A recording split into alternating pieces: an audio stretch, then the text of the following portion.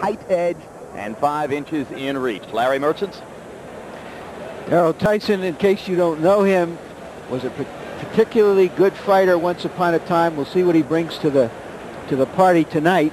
Here you can see why De La Hoya has been so successful. He throws an awful lot of power shots and lands a very high percentage. And these are the jab numbers. You can see that De La Hoya is all over the place. Tyson does throw a lot of jabs. He is a very good boxer when he wants to be. Rules of the bout with unofficial ringside scorer Harold Letterman. The Oscar De La Hoya Darryl Tyson fight is scheduled for 12 rounds. There is no title involved. There is no standing 8 count. The 3 knockdown rule is in effect. Only the referee can stop the fight, and you can be saved by the bell only in the 12th and final round. Jim. All right, Harold, and now we're ready to welcome Darryl Tyson into the ring. Veteran from Washington, D.C. He's been in against a lot of good fighters. Rafael Ruelas, just to name one of them. Freddie Pendleton, Roger Mayweather, a variety of the best punchers and fighters in the 135 and 140-pound divisions over the years. He comes in with a total of 56 prize fights already in his background. He says to us in a meeting yesterday, I have a large family. I'm the primary breadwinner. I have a chance to accept a paycheck like this. It is my professional responsibility to do it. One of 2 Tysons in the house. The other one may be a little better known. He's at ringside.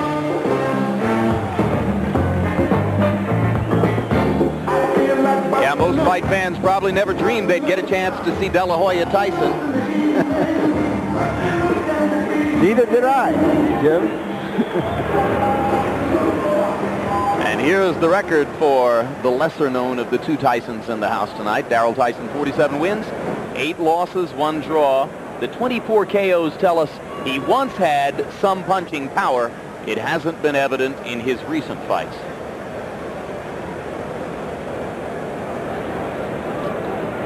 There's the other Tyson, seated in ringside, front row. George, you were nice enough to go over and say hello to Mike. Yeah, wonderful guy, it would seem. You haven't spent a lot of time around Mike? No, you don't get a chance to see. We live on different parts of the country, but he's got an interesting house in Las Vegas. There's Oscar. Oscar De La Hoya, and as Larry mentioned, he moves up to 140 pounds for the first time tonight. You can even see it in his face, Jim. He just looks better. He looks like he's really growing into his body. This is a more natural weight for him. I think he was keeping himself at an artificially low weight for too long. His trainer, Alcazar, told me yesterday that he thinks that within a year and a half, perhaps a year after the scheduled fight with Chavez, he will be a full-fledged welterweight.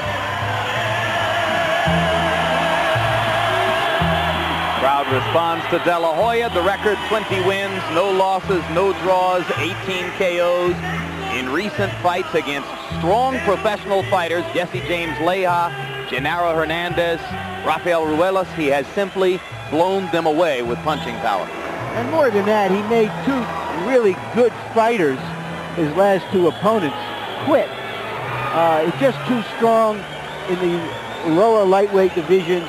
We'll see how his punch affects his opponents as he moves into the welterweight class. Let's go to ring announcer Michael Buffer for the pre-fight introductions.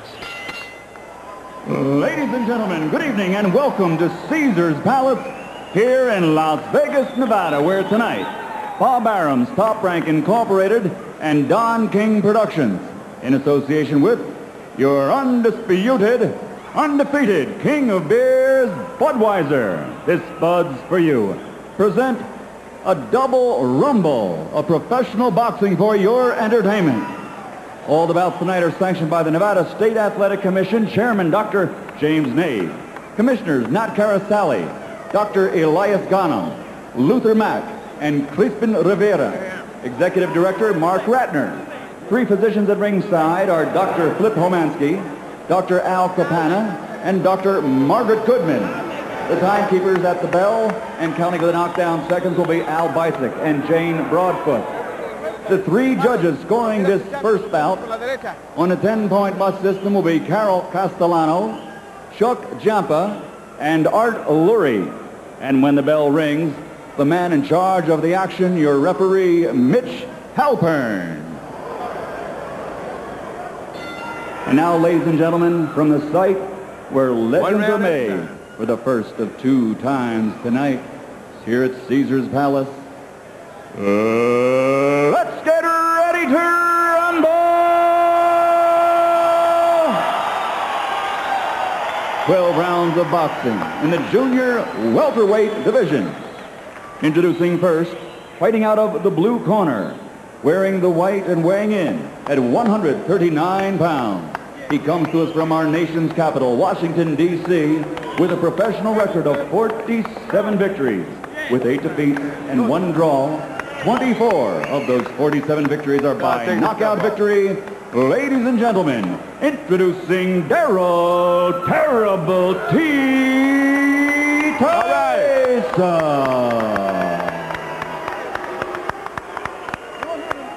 And his opponent across the ring, fighting out of the red corner, wearing brown, trimmed with white, and weighing in at an even 140 pounds.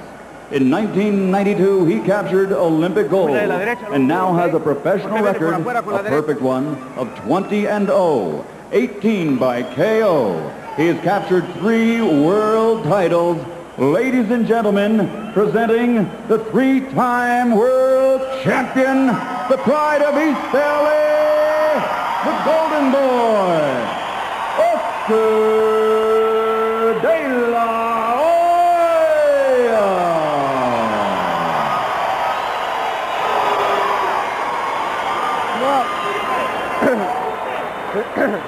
Come on out, come out. I've already given the instructions in the dressing room. I expect a good, clean fight. Obey my commands at all times. Any questions? I touch gloves. Come on, touch them. In his brief tenure as a professional, De La Hoya has already been in this position, Jim and George, of taking a fight in anticipation of another fight. That's when he fought John Molina, waiting to fight Rafael Ruelas. So this is nothing new for him. But you still wonder how he's going to perform in these circumstances. Sense that the crowd is waiting for the fight to bring some excitement. There's a palpable expectation here that this evening is about De La Hoya and Chavez and not their opponents. Let's see if Tyson can take advantage of that in any way.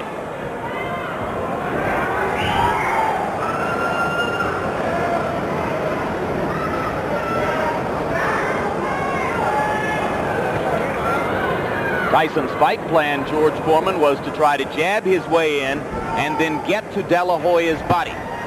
He believes that if he stays out away from Oscar at this range, he'll be in trouble because he won't be able to reach him and he'll get hit hard. Yeah, those guys from the nation capital, they do a lot of thinking. You've had some upsets from fighters from Washington, D.C. before come in and upset main event fighters, so Oscar has to be careful. What frightens me about Oscar, he's had so many knockouts lately. Sometimes you forget how to win boxing matches. You got to go out there and put some points on the table. We haven't seen that from Oscar lately. He gets knockouts.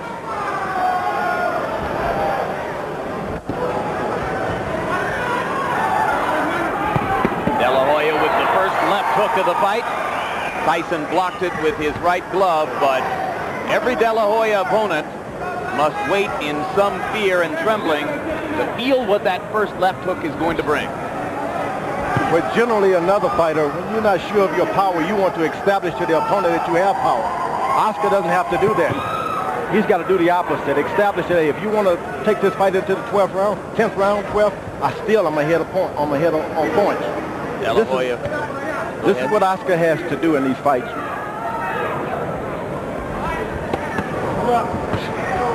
Oscar focusing his gaze on the middle of Tyson's ribcage, thinking body, and then he comes up from there.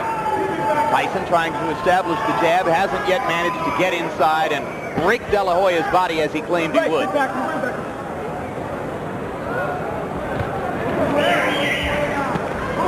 Now, Oscar probably is trying to establish to the crowd, hey, Not only can I knock you out, but I'm a little patient here, too. Been a little patient. We like to see him build up some points because there are some fighters you're not going to be able to knock out, and it's going to go to the judges.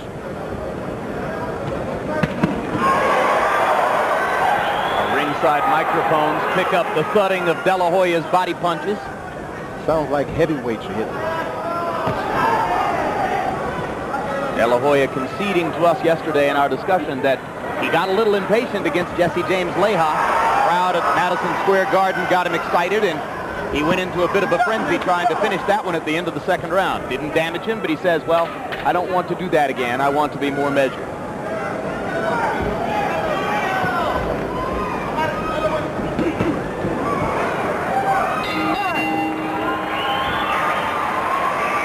When they speak Spanish in Oscar De La Hoya's corner, our interpreter will be Hector Garcia. Relaja. Breathe in. Es cuestión de tiempo. It's only a matter of time. Sigue trabajando como Keep estás working the way you're doing right now. trabajando. No me des el jab tan suelto. Don't throw that jab Amárralo so más. loose. Tie him up a little bit. Tie him up. Siempre el jab primero, manténlo First, afuera. the jab first, and keep him on the Y cuídale la outside. mano derecha por arriba. And then throw that right hand over the top. Siga trabajando como está. Está trabajando. That's the whole thing right there. Yeah. But if you get loose, get close to him. Now pull to him. Pull to him, okay? You want to pull to him. Yeah, you're on the end of his punches. All right? Have a feel. Oh, he's just a little tight, but I'm on. Just looking at those numbers makes me wince. Okay, let's go. George, I have a cosmic question to ask you. Have you ever seen a prize fighter wear brown trunks before? I can't remember. No. He's breaking new ground sartorially. Brown is such a, it's an earthy tone, but it doesn't suggest anything to me. It doesn't suggest purity. It doesn't suggest anger, fear. It's just brown. We're early, and we've verged pretty far afield already, Larry. We have Bill Blast Brown. Tyson now trying to fight at closer quarters. In the first round, Tyson threw 22 punches. They were all jabs, and he landed only 3 of them. De La Hoya completely dominating the round. Now, what Tyson has to be experiencing, like those guys in Desert Storm, they heard those bombs and they said they'll stop in a minute, they'll stop in a minute, and they never did. After you just can't take it anymore and you just say, I'm just going to sit on my stool or give up. You just can't close yourself up and just pound, and listen to that pounding around your head.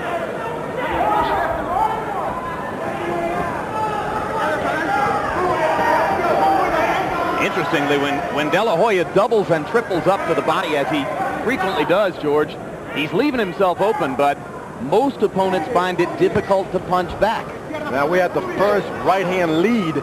This guy from D.C., Tyson, is very sneaky. Oscar's got to stick to his plan. Don't pace yourself with him. Keep throwing those bombs. Well, let's see if Tyson keeps going with the right-hand lead. The new strategy employed here in the second round. Tyson with a little counter right inside. De La Hoya lands 2 left hands in return. Oscar pounding to the body, and Tyson stands firm. Oh, what a left hook to the body by Oscar De La Hoya. Sensational. I can't recall De La Hoya being so effective to the body before. This is something new. Tyson hurt there by De La Hoya's left hook, and now De La Hoya bombs him into the rope, and Darryl comes back. He's in good shape. He stays in shape all the time, but Oscar De La Hoya's punching power is another story for most of the men who face him, and now Tyson beginning to cringe as De La Hoya goes to the ribs. And that was from the body blows. 4, 5, 6, 7. What can't Oscar De La Hoya do? A second round knockout forged with body blows, George. Oscar, he leaves no questions unanswered for me. This guy's got the whole package. The golden touch. Now, you know, if you went to school on him to prepare for him, if you're Tyson, that's not one of the things you were prepared for. I mean, he must have landed 20 or 25 good, hard body shots within 2 rounds. Well, and George, you pointed out that left hook underneath the rib cage that he landed over here close to us about 30 seconds before the end. That was really the decisive blow, wasn't it? No doubt about it. That left hook had done its business long before that other knockdown punch came about. De La Hoya is the golden boy. He's got it all. So here's another second round knockout for De La Hoya to go with the second round knockout of Leija in New York, to go with the 6th round TKO of Genaro Hernandez last August, to go with the second round knockout of Rafael Ruelas in May. He is on a roll, and it's going to be Chavez next if Julio Cesar can win later this evening. And this will only build the expectation for that one, George. Yeah, it was frightening because you never think a guy could punch so much, throw so many hard punches, and still have a rhythm as the fight go on like that. This guy he's unbelievable. All right, now let's take a look from earlier in the round, and that was the left hook that damaged him so badly. Yeah, because he hit him underneath with the left hook, the guy thought he would never come back into the head with that kind of power, but he got him with a double left hook. And the right hand to the rib cage there. And when you land, you're hurting the body. You keep thinking, I'm going to get up in a minute. I'm going to get up in a minute as soon as it stops hurting. But it never seems to stop hurting, and you can't get up. So if the question was, does Oscar's 135-pound punching power go up to 140, the returns on that subject are pretty resounding. This guy can put on any amount of poundage that he wants, and he can still punch. Well, I think he's basically a 147-pounder, George. I have a sort of book on De La Hoya, which is that we may not know exactly how great a fighter this guy is till he goes to 147, which is where I think he will first experience fair fights from the standpoint of punching power. Right now, let's go to Michael Buffer for the official particulars. Ladies and gentlemen, referee Mitch Halpern reaches the count of 10. The bout ends at 2 minutes, 38 seconds of round number 2. The winner by knockout victory. His record now 21-0, 19 KOs.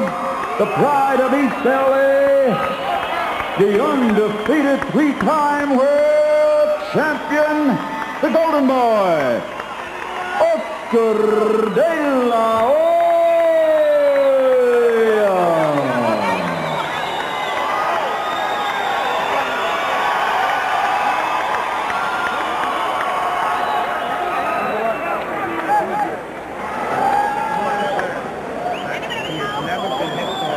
Stat numbers, which will demonstrate De La Hoya's overwhelming dominance of the 2 rounds. He threw exactly twice as many punches, landed more than half of them, and among those 57, probably 15 or 20 were brutal body shots, most with the left hook.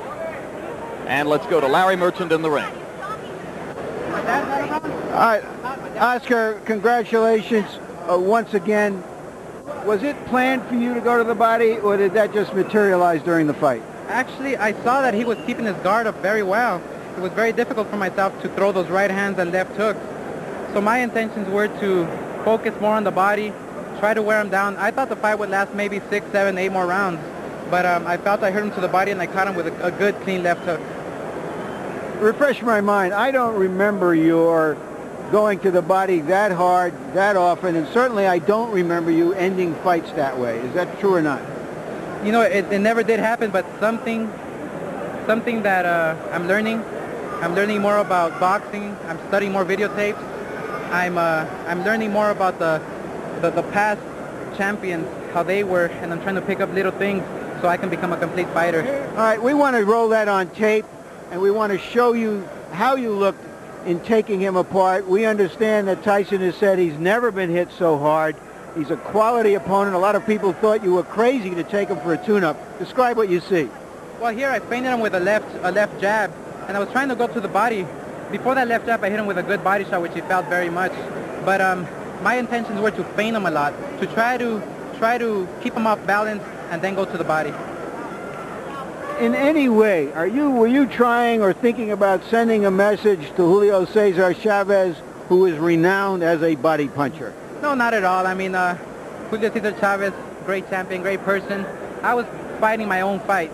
I was proving to Darryl Tyson, I was proving to the people that I was training for Darryl Tyson, staying focused for Darryl Tyson. And now that I won and beat Darryl Tyson, I can now focus on Chavez. Is it conceivable that you and he are going to test each other down here before you test each other up there? Well, you know, that Chavez fight, June 7th, if everything goes well for Chavez, we get it on June 7th, and it's going to be a very interesting fight because it's going to be a clash of two warriors going at it. You might see a quick knockout, who knows? That fight is like that, made for a knockout. Are you saying that you feel you're going to have something to prove against Chavez and you're not going to use the boxing ability we've seen you use recently? No, one thing about me is I can adjust to styles, and whatever Chavez tries to do, I'm going to try to adjust to that style. June 7th, I'll be very ready for that fight like no other fight, and hopefully everything will go well. You list him as one of your idols. Has it hit you yet that you're really close to fighting him, and what does it mean to you? Well, I knew it all along that maybe one day we can go at it, Julio Cesar Chavez and myself. I've always dreamt about that fight, and now my dream is going to become true. Fighting the legend, fighting the great champion, fighting the people's idol, and I can't wait. I'm looking forward to it. Thank you, and so is everybody else. Back to you, Jim. All right, thank you very much, Larry. And George Foreman, a week ago, I stood with Roy Jones Jr., who happens to be one of De La Hoya's biggest admirers, but he suggested, he said, gee, I don't know.